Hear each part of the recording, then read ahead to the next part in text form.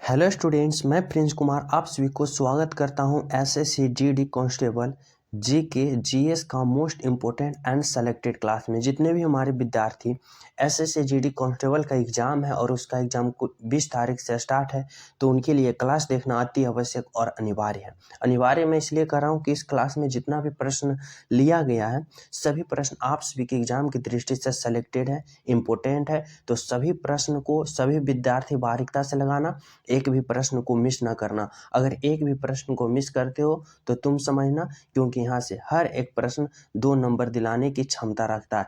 तो अंत में रामबाण सिद्ध होगा यही क्लास। आप लोग पूरा क्लास को सभी प्रश्न को बारीकता से अध्ययन करना। समझ लो, सभी विद्यार्थी से मैं अनुरोध कर रहा हूँ कि हर एक प्रश्न एग्जाम की दृष्टि से सेलेक्टेड है, तो एक भी प्रश्न को मिस ना करना। तो चलो शुरू करते हैं। पहला प्रश्न देखो, पहला प्रश्न कर रहा है कि भारत के कितने राज्य नेपाल के साथ सीमा साझा करते हैं। भारत के कितने राज्य नेपाल के साथ सीमा साझा करते हैं? 5, 7, 4 या 6। तो राइट आंसर क्या होगा? आप सभी को बताना है कि भारत के कितने राज्य नेपाल के साथ सीमा साझा करते हैं। तो राइट आंसर होगा 5 राज्य। 5 राज्य ऐसे भारत के हैं जो नेपाल के सीमा के साथ साझा करते हैं। या राइट आंसर क्या होगा? ऑप्शन नंबर ए जो होगा वह बिल्कुल राइट आंसर होगा। यहाँ तक सभी विद्यार्थी समझ गए। अगला प्रश्न पर चले तो देखो, 2 नंबर का प्रश्न है कि ओणम किस राज्य का प्रसिद्ध त्योहार है। ओणम जो है यह किस राज्य का प्रसिद्ध त्योहार है? तो ओणम की बात करें तो यह केरल राज्य का प्रसिद्ध त्योहार है, यानी ऑप्शन नंबर बी जो होगा वह बिल्कुल राइट आंसर होगा। ओणम किस राज्य का प्रसिद्ध त्योहार है? तो केरल का। अगला प्रश्न देखो क्या है। अगला प्रश्न है, सुनहरी क्रांति किससे संबंधित है? सुनहरी क्रांति आप सभी को बताना है यह किससे संबंधित है? झींगा उत्पादन, मछली उत्पादन, फल उत्पादन या मसाला उत्पादन? तो राइट आंसर क्या होगा कि सुनहरी क्रांति किससे संबंधित है? तो यह फल उत्पादन से संबंधित है। ऑप्शन नंबर सी जो होगा फल उत्पादन, जो कि बिल्कुल राइट आंसर होगा, ऑप्शन नंबर सी। अगला प्रश्न देखो क्या है। 4 नंबर का प्रश्न है कि चाय के उत्पादन में अग्रणीय राज्य कौन है? चाय के उत्पादन में अग्रणीय राज्य की बात करें तो राइट आंसर होगा असम। असम जो है यह चाय का उत्पादन में अग्रणीय राज्य माना जाता है, ऑप्शन नंबर डी। अगला प्रश्न बताना है, मौर्य वंश का अंतिम शासक कौन था? मौर्य वंश जो था उसका अंतिम शासक कौन था? वृद्धर था, दशरथ था, आनंद था या अशोक था? तो राइट आंसर क्या होगा कि मौर्य वंश का अंतिम शासक कौन था? तो यह वृद्धर्थ था, ऑप्शन नंबर ए जो होगा वृद्धर्थ, जो कि बिल्कुल राइट आंसर होगा। मौर्य वंश का अंतिम शासक कौन था? तो वृद्धर्थ था, ऑप्शन नंबर ए। अगला प्रश्न देखो क्या है। 6 नंबर का प्रश्न है, तुम मुझे खून दो मैं तुझे आज़ादी दूंगा, यह नारा किसने दिया था? तो यह नारा सुभाष चंद्र बोस के द्वारा दिया गया था। कौन दिए थे? Subhash Chandra Bose, option B is the बिल्कुल राइट आंसर। अगला प्रश्न देखो क्या है। अगला प्रश्न है, शिवाजी के आध्यात्मिक गुरु कौन थे? शिवाजी के आध्यात्मिक गुरु की बात करें तो यह कौन थे? तो राइट आंसर होगा रामदास। रामदास जो थे वह शिवाजी के आध्यात्मिक गुरु थे, ऑप्शन नंबर सी। अगला प्रश्न बताना है, 6ठी शताब्दी के महाजनपद अंग की राजधानी का नाम क्या था? 6ठी शताब्दी के महाजनपद अंग की राजधानी कहाँ थी? कोसल, मथुरा, काशी या चंपा? तो आप सभी को बताना है। तो राइट आंसर क्या होगा? अंग की राजधानी कहाँ थी 6ठी शताब्दी महाजनपद में? तो राइट आंसर होगा चंपा। ऑप्शन नंबर क्या होगा? Option number D is the right answer. अगला प्रश्न बताना है 9 नंबर का कि मुख्य चुनाव आयुक्त की नियुक्ति कौन करता है? मुख्य चुनाव आयुक्त की नियुक्ति कौन करता है? राष्ट्रपति, उपराष्ट्रपति, प्रधानमंत्री या मुख्य न्यायाधीश? तो मुख्य चुनाव आयुक्त की नियुक्ति कौन करती है? तो राइट आंसर होगा कि राष्ट्रपति जी के द्वारा ही मुख्य चुनाव आयुक्त की नियुक्ति की जाती है, यानी ऑप्शन नंबर ए जो होगा वह क्या होगा? बिल्कुल राइट आंसर होगा, ऑप्शन नंबर ए। अगला प्रश्न देखो क्या है। अगला प्रश्न है, GST goods and service tax Bharat में कब लागू हुआ था? 1 जुलाई 2016, 1 जुलाई 2017, 1 जुलाई 2018 या 1 जुलाई 2019? तो बताना है जीएसटी यानी goods and service tax Bharat में कब लागू हुआ? तो यह कब लागू हुआ था? तो 1 जुलाई 2017 को लागू हुआ था भारत में। ऑप्शन नंबर क्या होगा? ऑप्शन नंबर बी जो होगा वह बिल्कुल राइट आंसर होगा। Option number B is the right answer.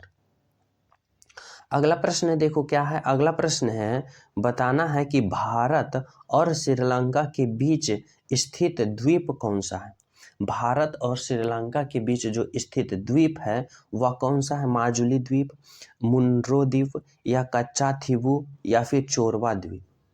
तो भारत और श्रीलंका के बीच स्थित द्वीप कौन सा है? तो राइट आंसर जो होगा वह होगा कौन सा द्वीप है? कच्चा थीवू द्वीप, यानी ऑप्शन नंबर सी जो होगा वह क्या होगा? बिल्कुल राइट आंसर होगा ऑप्शन नंबर सी।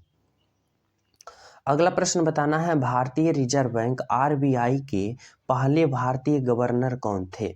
भारतीय रिजर्व बैंक आरबीआई के पहले भारतीय गवर्नर कौन थे? अमर्त्य सेन, सुकुमार सेन, सी राजगोपालाचारी या सी डी देशमुख? तो क्या होगा राइट आंसर कि भारतीय रिजर्व बैंक आरबीआई के पहले भारतीय गवर्नर कौन थे? तो वह कौन थे? तो राइट आंसर क्या होगा? राइट आंसर होगा सी डी देशमुख, जो कि आरबीआई के पहले भारतीय गवर्नर थे। अगर पूछ दे कि आरबीआई की स्थापना कब हुई थी, तो आरबीआई की स्थापना 1935 ईस्वी में हुई थी। तो क्या होगा? 1935 ईस्वी में आरबीआई की स्थापना हुई थी और इसका पहले भारतीय गवर्नर की बात करें तो सी डी देशमुख थे, जो कि राइट आंसर होगा ऑप्शन नंबर डी। यहाँ तक सभी विद्यार्थी समझ गए हो? तो अगला प्रश्न देखें। तो देखो अगला प्रश्न क्या है 13 नंबर का। करा निम्नलिखित में से कौन सी चिली की मुद्रा है? चिली की मुद्रा क्या है? पेसो, पाउंड, डॉलर या यूरो? तो निम्नलिखित में से कौन सी चिली की मुद्रा है? तो राइट आंसर क्या होगा? राइट आंसर होगा पेसो, ऑप्शन नंबर ए जो होगा यह क्या होगा? बिल्कुल राइट आंसर पेसो। अगला प्रश्न बताना है महात्मा गांधी को राष्ट्रपिता की उपाधि किसने दिया था? महात्मा गांधी को राष्ट्रपिता की उपाधि किसने दिया था? तो राष्ट्रपिता की बात करें तो कौन दिए थे? भगत सिंह, सुभाष चंद्र बोस, रविन्द्रनाथ टैगोर या जवाहरलाल नेहरू? तो महात्मा गांधी को राष्ट्रपिता की उपाधि किसने दिया था? तो यह सुभाष चंद्र बोस जी के द्वारा दिया गया था। ऑप्शन नंबर बी जो क्या होगा? बिल्कुल राइट आंसर होगा। अगला प्रश्न देखो क्या है 14 नंबर का प्रश्न है कि बिहू किस राज्य का प्रमुख त्योहार है? बिहू जो है यह किस राज्य का प्रमुख त्योहार है? मणिपुर का, गुजरात का, असम का या तमिलनाडु का? तो राइट आंसर क्या होगा कि बिहू किस राज्य का प्रमुख त्योहार है? तो यह किस राज्य का प्रमुख त्योहार है? किससे? असम का। ऑप्शन नंबर सी जो होगा वह क्या होगा? बिल्कुल राइट होगा। अगला प्रश्न देखो क्या है 16 नंबर का प्रश्न। केचुए में कितने जोड़ी हृदय होते हैं? केचुए में कितने जोड़ी हृदय होते हैं? 8 जोड़ी, 6 जोड़ी, 3 जोड़ी या 4 जोड़ी? तो केचुए की बात करें कि केचुए में कितने जोड़ी हृदय होते हैं, तो राइट आंसर क्या होगा? राइट आंसर होगा 4 जोड़ी हृदय होते हैं। किसमें? केचुए में कितने जोड़ी हृदय होते हैं? तो 4 जोड़ी हृदय होते हैं। ऑप्शन नंबर क्या होगा? Option number D. अगला प्रश्न बताना है मानव शरीर की सबसे बड़ी ग्रंथि कौन सी है? मानव शरीर की बताना है सबसे बड़ी ग्रंथि यकृत, वृक्क, थायराइड या पिट्यूटरी? तो मानव शरीर के सबसे बड़ी ग्रंथि की बात करें कौन है, तो यह कौन सा है? यह यकृत ग्रंथि है जो मानव शरीर के क्या है? सबसे बड़ी ग्रंथि है। Option number A. अगला प्रश्न देखो क्या है। अगला प्रश्न है रेबीज के टीके की खोज किसने की? रेबीज के टीके की खोज किसने की थी? जेनर ने, लुई पास्चर ने, लिस्टर ने या फिर एफ फ्लेमिंग ने? तो रेबीज के टीके की खोज किसने की थी? तो राइट आंसर क्या होगा? तो राइट आंसर होगा लुई पास्चर ने रेबीज के टीके का खोज की थी। ऑप्शन नंबर क्या होगा? लुई पास्चर इज द बिल्कुल राइट आंसर। अगला प्रश्न देखो क्या है। अगला प्रश्न है जल का क्वथनांक कितना डिग्री होता है? 4 डिग्री सेल्सियस, 50 डिग्री, 100 डिग्री या 30 डिग्री सेल्सियस। तो बताना है कि जल का क्वथनांक कितना डिग्री सेल्सियस होता है। तो राइट आंसर क्या होगा, राइट आंसर होगा 100 डिग्री सेल्सियस। जल का क्वथनांक कितना डिग्री सेल्सियस होता है, तो 100 डिग्री सेल्सियस होता है, जो कि क्या है, बिल्कुल राइट आंसर है। यहाँ तक सभी समझ गए हो। तो अगला प्रश्न देखें, तो देखो अगला प्रश्न है, किस तापमान पर सेल्सियस और फ़ारेनहाइट का तापमान बराबर होता है। यानी सेल्सियस का तापमान और फ़ारेनहाइट का तापमान बराबर होना चाहिए किस डिग्री सेल्सियस पर। तो यहाँ है -4 degree Celsius, 20 degree Celsius, 4 degree Celsius या माइनस, यहाँ माइनस है 40 डिग्री सेल्सियस। तो राइट आंसर जो होगा वह होगा कि -40 डिग्री सेल्सियस पर फ़ारेनहाइट एवं सेल्सियस का मान क्या होता है, समान होता है। कितना, -40 डिग्री सेल्सियस पर सेल्सियस और फ़ारेनहाइट दोनों का तापमान क्या होता है, बराबर होता है, समान होता है, इक्वल होता है। तो क्या होगा, ऑप्शन नंबर ए। अगला प्रश्न देखो क्या है, 21 नंबर का प्रश्न है कि अमेरिकी राष्ट्रपति का कार्यकाल कितने बरस का होता है। अमेरिकी राष्ट्रपति का कार्यकाल जो होता है कितने बरस का होता है, 4 बरस, 5 बरस, 6 बरस या 8 बरस। तो राइट आंसर होगा 4 बरस होता है अमेरिकी राष्ट्रपति का कार्यकाल। और भारतीय राष्ट्रपति के कार्यकाल की बात करें तो 5 साल होगा। लेकिन इस प्रश्न का राइट आंसर होगा कि राष्ट्रपति का कार्यकाल, अमेरिकी राष्ट्रपति का कार्यकाल 4 बरस होता है, ऑप्शन नंबर ए। अगला प्रश्न है कि 2.5 दिन का झोपड़ा किसने बनवाया था। 2.5 दिन का झोपड़ा किसने बनवाया था, अकबर, कुतुबुद्दीन ऐबक, इल्तुतमिश, अलाउद्दीन खिलजी। तो 2.5 दिन का जो झोपड़ा था वह किसने बनवाया था। तो राइट आंसर होगा, किसने बनवाया था, तो कुतुबुद्दीन ऐबक ने बनवाया था। यानी ऑप्शन नंबर बी जो होगा क्या होगा, बिल्कुल राइट, ऑप्शन नंबर बी। अगला प्रश्न देखो क्या है, 23 नंबर का प्रश्न है, लोकसभा में सदस्यों की संख्या अधिकतम कितनी हो सकती है। लोकसभा में सदस्यों की संख्या, अधिकतम संख्या कितनी हो सकती है, 50, 500, 350, 552 या फिर 545। तो लोकसभा में सदस्यों की अधिकतम संख्या की हम बात करें तो राइट आंसर होगा कितना हो सकता है, तो वह 545 हो सकता है, जो कि हमारा राइट आंसर होगा। 552 हो सकता है अधिकतम, क्या, अधिकतम लोकसभा सदस्यों की संख्या कितनी हो सकती है, 552, जो कि हमारा क्या है, बिल्कुल राइट आंसर। अगला प्रश्न है कि सर्वोच्च न्यायालय द्वारा रीट जारी करने की शक्ति की परिकल्पना किस अनुच्छेद के अंतर्गत है। रीट जारी करना किस अनुच्छेद के अंतर्गत होता है, अनुच्छेद 368, अनुच्छेद 224, अनुच्छेद 52 या अनुच्छेद 32।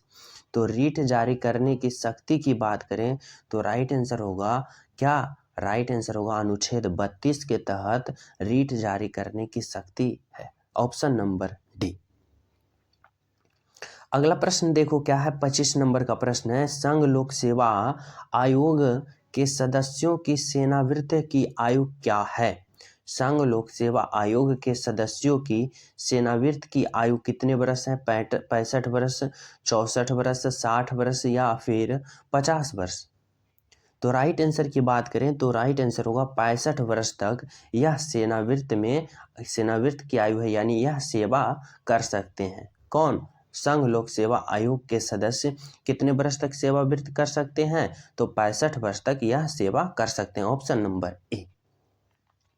अगला प्रश्न देखो बताना है, अगला प्रश्न है कि निम्नलिखित में से कौन सा अनुच्छेद संसद के गठन से संबंधित है। संसद के गठन से संबंधित कौन सा अनुच्छेद है, अनुच्छेद 62, अनुच्छेद 79, अनुच्छेद 80 या अनुच्छेद 61। तो राइट आंसर क्या होगा कि निम्नलिखित में से कौन सा अनुच्छेद संसद के गठन से संबंधित है। तो राइट आंसर होगा अनुच्छेद 79 जो है यह संसद के गठन से संबंधित है, ऑप्शन नंबर क्या होगा, option number B is the right answer. क्या होगा, ऑप्शन नंबर बी। अगला प्रश्न देखो बताना है कि राष्ट्रीय मानवाधिकार आयोग की स्थापना कब हुई। राष्ट्रीय मानवाधिकार आयोग की स्थापना कब हुई थी? 1951, 1965, 1993 और या फिर 1999? तो राष्ट्रीय मानवाधिकार आयोग की स्थापना कब हुई? तो राइट आंसर क्या होगा? राइट आंसर होगा 1993, जो कि क्या है? बिल्कुल राइट आंसर है। मानवाधिकार आयोग की स्थापना कब हुई थी? तो 1993 में हुई थी, ऑप्शन नंबर सी। अगला प्रश्न बताना है कि भारतीय संविधान के किस अनुच्छेद में एससी आयोग के संबंध में प्रावधान है? एससी आयोग के संबंध में प्रावधान है अनुच्छेद 380, अनुच्छेद 85, अनुच्छेद 210 या अनुच्छेद 338? तो राइट आंसर क्या होगा कि भारतीय संविधान के किस अनुच्छेद में एससी आयोग के संबंध में प्रावधान है? तो राइट आंसर क्या होगा? राइट आंसर होगा अनुच्छेद 338 में क्या चीज का प्रावधान है? एससी आयोग का प्रावधान है, जो कि राइट आंसर होगा ऑप्शन नंबर डी। क्या होगा? Option number D. अगला प्रश्न है 29 नंबर का, लखनऊ किस नदी के किनारे स्थित है? गोमती नदी, घाघरा नदी, यमुना नदी या गंगा नदी? तो हमें बताना है लखनऊ किस नदी के किनारे स्थित है। तो क्या होगा राइट आंसर? गोमती नदी, ऑप्शन नंबर ए। अगला प्रश्न बताना आप सभी के लिए है, श्रीनगर किस नदी के किनारे स्थित है? श्रीनगर की बात करें, महानदी, झेलम नदी, दामोदर नदी या सिंधु नदी? तो श्रीनगर किस नदी के किनारे स्थित है? तो राइट आंसर क्या होगा? राइट आंसर होगा यह झेलम नदी के किनारे स्थित है। ऑप्शन नंबर क्या होगा? ऑप्शन नंबर बी, झेलम नदी इज द राइट आंसर। अगला प्रश्न है, सर्वप्रथम भारत को इंडिया का आकर किसने संबोधित किया था? यानी हमें बताना है कि सर्वप्रथम भारत में आकर भारत को इंडिया कहने वाला कौन था? अरब वासियों, ईरानियों, जापानियों, यूनानियों? तो राइट आंसर होगा ऑप्शन नंबर डी, यूनानियों ने भारत में आकर सर्वप्रथम भारत को क्या कहा? इंडिया कहा। तो राइट आंसर क्या होगा? ऑप्शन नंबर डी, यूनानियों इज द बिल्कुल right answer, option number D. अगला प्रश्न है, भारतीय उपमहाद्वीप में कौन सम्मिलित नहीं है? भारतीय उपमहाद्वीप में कौन सम्मिलित नहीं है? श्रीलंका, पाकिस्तान, भूटान या नेपाल? तो भारतीय उपमहाद्वीप में कौन सम्मिलित नहीं है? तो नहीं है तो राइट आंसर होगा श्रीलंका, जो यह कि भारतीय उपमहाद्वीप में सम्मिलित नहीं, यह जलीय पड़ोसी देश में आ जाता है। Option number A. अगला प्रश्न बताना है कि उत्तर प्रदेश राज्य की सीमा भारत के कितने राज्यों को स्पर्श करता है? उत्तर प्रदेश जो राज्य है या भारत के कितने राज्यों को स्पर्श करता है, जो हमें बताना है। 7 राज्य, 6 राज्य, 8 राज्य या 5 राज्य? तो राइट आंसर होगा 8 राज्य की सीमा को साझा करते हैं, यानी 8 राज्य भारतीय राज्य की सीमा को स्पर्श करता है। कौन सा राज्य? उत्तर प्रदेश। तो राइट आंसर क्या होगा? Option number C. अगला प्रश्न है, पंजशीर घाटी कहाँ स्थित है? पाकिस्तान, अफगानिस्तान, चीन या नेपाल? पंजशीर घाटी कहाँ स्थित है? राइट आंसर की बात करें तो राइट आंसर क्या होगा? राइट आंसर होगा अफगानिस्तान में। पंजशीर घाटी कहाँ स्थित है? तो अफगानिस्तान में स्थित है। हमारा राइट आंसर क्या होगा? Option number B. अगला प्रश्न बताना है, भारत का कौन सा राज्य बांग्लादेश से 3 ओर से घिरा है? वह कौन सा राज्य है जो बांग्लादेश के तीनों ओर से घिरा है? त्रिपुरा, मिजोरम, असम या फिर मेघालय? तो राइट आंसर होगा त्रिपुरा, जो कि भारत का वह राज्य है। कौन सा? त्रिपुरा, जो कि बांग्लादेश के तीनों ओर से घिरा हुआ, यानी 3 ओर से घिरे हुए वाले राज्य कौन है? Tripura, option number A. अगला प्रश्न देखो क्या है। अगला प्रश्न है, जीवाश्म ग्रह के नाम से किसे जाना जाता है? जीवाश्म ग्रह के नाम से किसे जाना जाता है? चंद्रमा, पृथ्वी, शनि या मंगल? तो राइट आंसर क्या होगा कि जीवाश्म ग्रह के नाम से किसे जाना जाता है? तो चंद्रमा को जाना जाता है, यानी ऑप्शन नंबर ए जो होगा चंद्रमा, यह बिल्कुल राइट आंसर होगा। क्या होगा? ऑप्शन नंबर ए, चंद्रमा। अगला प्रश्न बताना है, धूमकेतु कितने वर्ष के अंतराल पर दिखाई देते हैं? धूमकेतु कितने वर्ष के अंतराल पर दिखाई देते हैं? 70 वर्ष, 80 वर्ष, 76 वर्ष या 86 वर्ष?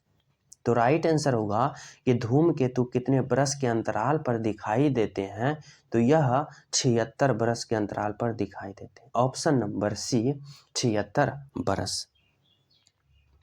अगला प्रश्न है 1930 में महात्मा गांधी ने सविनय अवज्ञा आंदोलन कहाँ से शुरू किया था?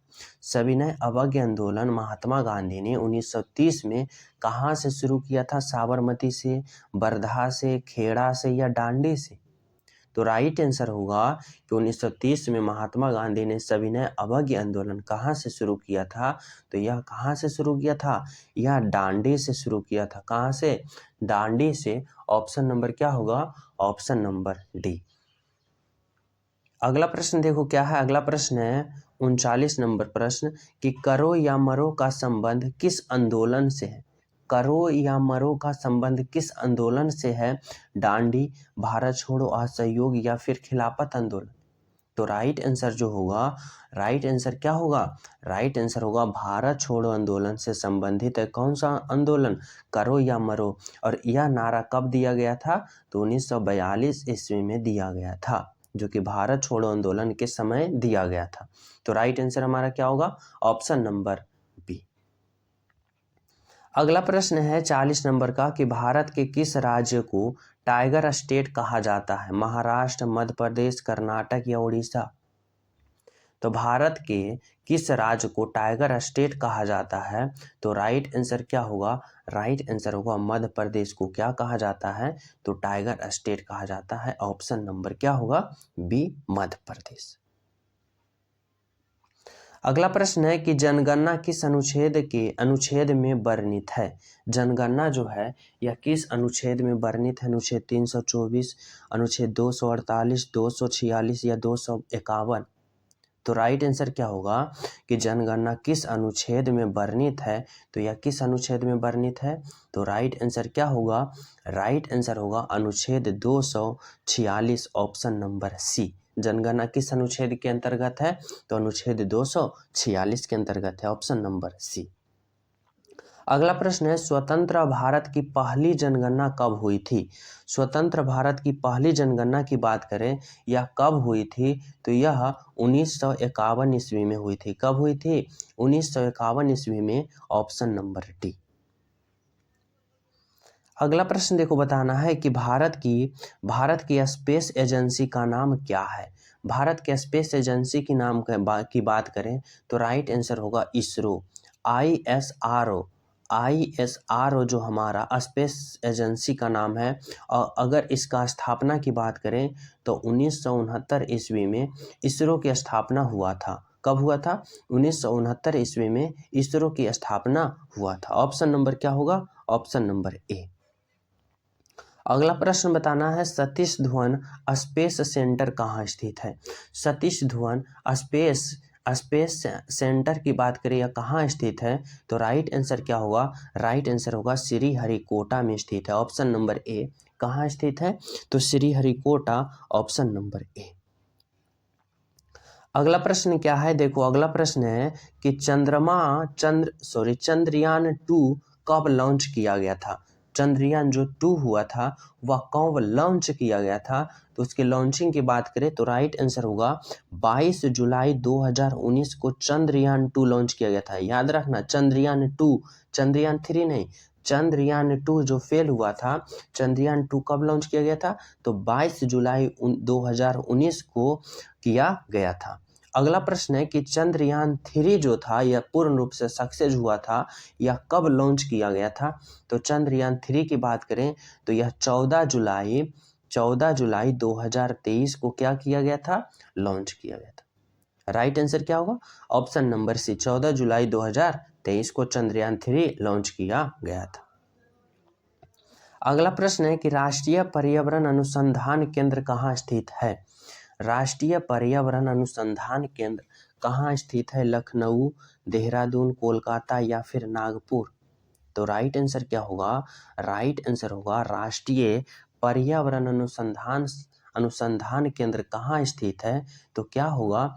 यह नागपुर में स्थित है। यानी ऑप्शन नंबर डी जो होगा यह बिल्कुल राइट आंसर होगा। कहाँ? नागपुर में। अगला प्रश्न है कि पचे हुए भोजन का अवशोषण कहाँ पर होता है? पचे हुए भोजन का अवशोषण कहाँ होता है? अमाशय में, छोटी आंत में, बड़ी आंत में या यकृत में? तो पचे हुए भोजन का अवशोषण कहाँ पर होता है? तो राइट आंसर क्या होगा? राइट आंसर होगा छोटी आंत में होता है। कहाँ होता है? तो छोटी आंत में पचे हुए भोजन का अवशोषण होता है। Option number B. अगला प्रश्न है कि ग्रहों के गति का नियम प्रतिपादन किसने किया? ग्रहों के गति का नियम का प्रतिपादन किसने किया था? गैलीलियो ने, न्यूटन ने, केपलर ने या कोई नहीं? तो राइट आंसर क्या होगा कि ग्रहों की गति का नियम प्रतिपादन किसने किया था? तो यह केपलर ने किया था। यानी ऑप्शन नंबर सी जो होगा वह क्या होगा? हमारा बिल्कुल राइट आंसर होगा, ऑप्शन नंबर सी। अगला प्रश्न देखो क्या है। अगला प्रश्न है कि विधवा पूर्ण विवाह कानून कब बना? विधवा पूर्ण विवाह कानून कब बना? 1856, 1853, 1863 या 1829? तो राइट आंसर होगा कि विधवा पूर्ण विवाह कब लागू हुआ? तो यह लागू हुआ था 1856, यानी ऑप्शन नंबर ए जो होगा वह बिल्कुल राइट आंसर होगा, 1856। अगला प्रश्न देखो क्या है। अगला प्रश्न है बताना है कि कितने लोगों को प्रमुख ध्यानचंद खेल रत्न अवार्ड 2023 में सम्मानित किया गया? तो 2023 में कितने लोगों को प्रमुख ध्यानचंद खेल रत्न अवार्ड से सम्मानित किया गया? तो राइट आंसर होगा 2 लोगों को, ऑप्शन नंबर डी। कितने लोगों को? 2 लोगों को। अगला प्रश्न देखो क्या। अगला प्रश्न है कि राष्ट्रीय गणित दिवस किस तिथि को मनाया जाता है? राष्ट्रीय गणित दिवस किस तिथि को मनाया जाता है? तो राइट आंसर क्या होगा? 24 दिसंबर को राष्ट्रीय गणित दिवस मनाया जाता है, ऑप्शन नंबर डी। अगला प्रश्न बताना है। अगला प्रश्न है कि खेलो इंडिया यूथ गेम्स 2024 का आयोजन जनवरी 2024 के कहाँ होगा? कहाँ हुआ या हुआ? कहाँ हुआ? तो 2024 में आयोजित खेलो इंडिया यूथ गेम्स जनवरी 2024 में कहाँ हुआ? तो राइट आंसर क्या होगा? तमिलनाडु में होगा। कहाँ हुआ था? तमिलनाडु, ऑप्शन नंबर बी, जो कि क्या होगा? बिल्कुल राइट आंसर होगा। अगला प्रश्न बताना है। अगला प्रश्न है कि लूसी बोली किस राज्य में बोली जाती है? लूसी बोली की बात करें तो यह किस राज्य में बोली जाती है? तो यह बोली जाती है किस राज्य में? तो ऑप्शन नंबर होगा क्या? मिजोरम में। कहाँ बोली जाती है? तो Mizoram, option number A is the बिल्कुल राइट आंसर। अगला प्रश्न देखो क्या है। अगला प्रश्न है कि अक्टूबर और नवंबर के बीच तमिलनाडु में मनाए जाने वाले किस अनोखे उत्सव कार्यक्रम में आग पर चलने की प्रथा है? आग पर चलने की प्रथा तमिलनाडु में कौन सा उत्सव को कहते हैं? मिंजर, थिमिथी या फुलकारी या फिर मड़ई? तो राइट आंसर जो होगा वह होगा थिम्थी। थिम्थी उत्सव जो है यह कार्यक्रम तमिलनाडु में मनाया जाता है, जो कि अक्टूबर नवंबर में, जो कि आग पर चलने की प्रथा है। तो ऑप्शन नंबर क्या होगा? बी जो होगा बिल्कुल राइट आंसर होगा। अगला प्रश्न है कि भारत के किस राज्य में भगोरिया हाट उत्सव मनाया जाता है? भगोरिया हाट उत्सव भारत के किस राज्य में मनाया जाता है? तो राइट आंसर होगा मध्य प्रदेश में। ऑप्शन नंबर क्या होगा? ऑप्शन नंबर सी, मध्य प्रदेश। अगला प्रश्न है कि भारत के किस राज्य में भगोरिया हाट उत्सव? ये तो वही है, मध्य प्रदेश। ऑप्शन नंबर क्या होगा? Option number B. रिपीट हो गया प्रश्न। अगला प्रश्न है सरहुल त्योहार किस राज्य में मनाया जाता है? सरहुल त्योहार की बात करें तो यह किस राज्य में मनाया जाता है? तो यह झारखंड राज्य में मनाया जाता है। ऑप्शन नंबर क्या होगा? ऑप्शन नंबर होगा डी। अगला प्रश्न है कि गोविंद स्वामी पिल्लवई का संबंध किस वाद्य यंत्र से है? गोविंद स्वामी पिल्लवी का संबंध किस वाद्य यंत्र से है? तो राइट आंसर होगा वायलिन से संबंधित है, ऑप्शन नंबर ए, वायलिन। अगला प्रश्न बताना है कि बादशाह नामा पुस्तक के लेखक निम्नलिखित में से कौन सा है? अबुल फजल या फिर अबुल हमीद लाहौरी या गुलाम बेगम या फिर जियाउद्दीन वर्नी? तो बादशाह नामा पुस्तक के लेखक निम्नलिखित में से कौन है? तो राइट आंसर क्या होगा? राइट आंसर होगा Abdul Hamid Lahori, option number B. अगला प्रश्न बताना है कि दिल्ली का लाल किला का निर्माण किसने निर्माण कराने का श्रेय निम्नलिखित में से किसे दिया जाता है? दिल्ली का लाल किला का निर्माण कराने का श्रेय निम्नलिखित में से किसे दिया जाता है? अकबर, शेरशाह सूरी, शाहजहां या औरंगजेब का? तो इस प्रश्न का राइट आंसर सभी प्रिय विद्यार्थी, इस प्रश्न का राइट आंसर क्या करोगे? कमेंट में बताना क्या होगा। ईमानदारी पूर्वक सभी विद्यार्थी अभी तुरंत ही इस प्रश्न का राइट आंसर कमेंट में करें। ये आप सभी का होमवर्क के रूप में दिया गया। और सभी विद्यार्थी वीडियो को लाइक कर देना जरूर, लाइक वाले बटन है उसको प्रेस कर दो, दबा दो। और जो न्यू हो चैनल पे, चैनल सब्सक्राइब कर लो, बेल आइकन दबा दो अगर आपका एग्जाम अभी है बाकी तो। चैनल सब्सक्राइब कर ले, बेल आइकन दबा दे, साथ ही टेलीग्राम लिंक डिस्क्रिप्शन, वहाँ भी ज्वाइन हो जाए, क्योंकि इंपॉर्टेंट प्रश्न का सीरीज आप सभी के पास पहुँचते रहे। तो सभी विद्यार्थी को मिलते हैं अगले क्लास में, जब तक सभी को हमारे तरफ से जय हिंद।